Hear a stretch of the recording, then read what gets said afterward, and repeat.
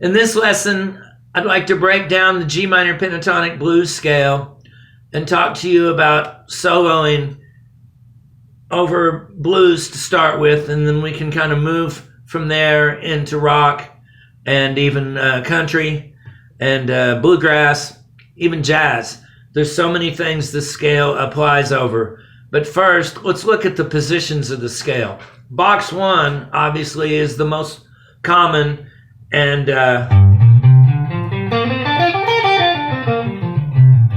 the kind of underlining rule of what people begin to start to play.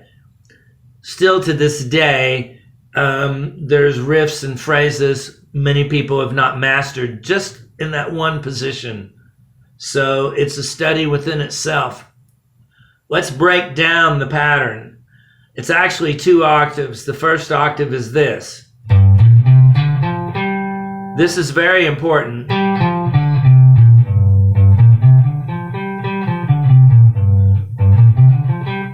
The reason this is important, once you add the blues note, it has a really neat sound to it.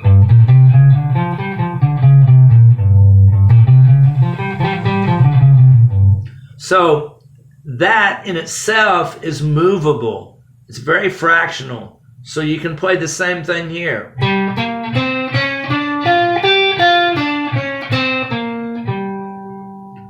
And everywhere you find a G root note, you're going to have that same concept. So you have a G root here, you have a G root here, there's a G root here.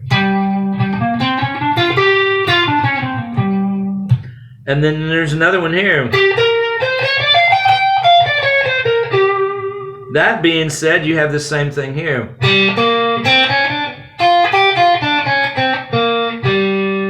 So learning to manipulate just that box itself in phrases is an education. Next, if we take the second part of the scale, that's where the fun begins, because these are where these 3 notes in the top part of the scale all are a whole step below their root notes of the chords. So we bend to those.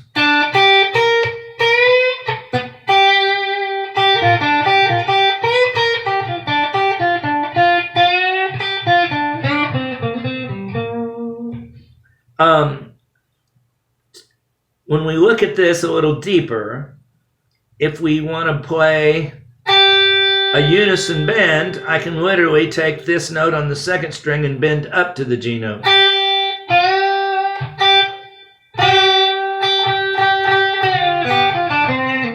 Then I can do that same idea, bending the third string up. You mentioned that the other day. Now, what's going on is we're actually bending the flat 7 back to its root note. So that would be a great riff to play right over a root chord, a G7.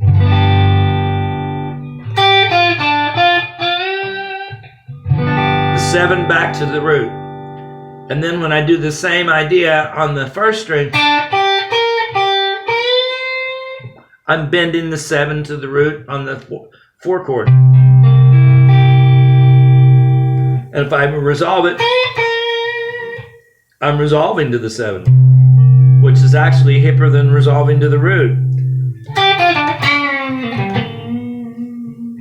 Now that was bending out the flat 3 almost to the major third.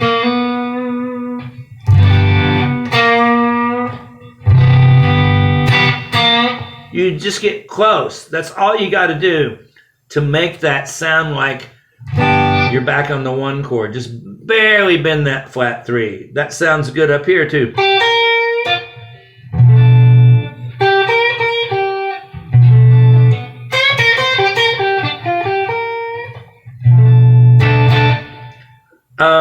So next, when we look at those 3 bends, those same 3 bends end up being played around on our different string sets. We also bend up the 3rd string, of course. That's the 7 back to the root of the 5 chord. So our 3 whole step bends are always moving up to the roots of our chords. They're actually the flat 7s. Our other 2 bends, which are quite difficult, G up to B flat, for example, and D up to F, those are minor third bends.